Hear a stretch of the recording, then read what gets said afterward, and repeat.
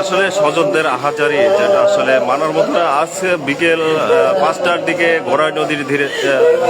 কুষ্টিয়া গড়াই নদীর তীরে কিন্তু খেলা করতে গিয়ে তিন বন্ধু কিন্তু গড়াই নদীতে পড়ে যায়। তারপরে ফায়ার সার্ভিস এবং ডুবুরি দলের নিরলস প্রচেষ্টায় তিনজনকে উদ্ধার করে, কিন্তু উদ্ধার করার পরেও একজনকে মৃত অবস্থায় উদ্ধার করেছে এবং কর্তব্যরত চিকিৎসক যেমনটি জানিয়েছেন যে আসলে দুইজনকে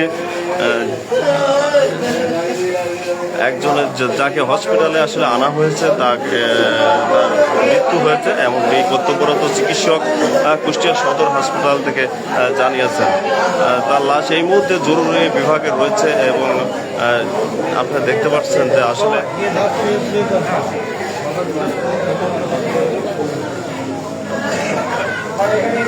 কুষ্টিয়া গড়াই নদীতে বিকেলে গড়াই নদীর ধারে খেলতে যেয়ে আসলে তিন বন্ধু গড়াই নদীতে পড়ে যাওয়ার পরে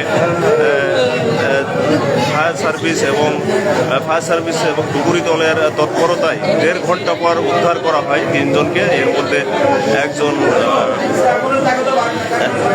একজনকে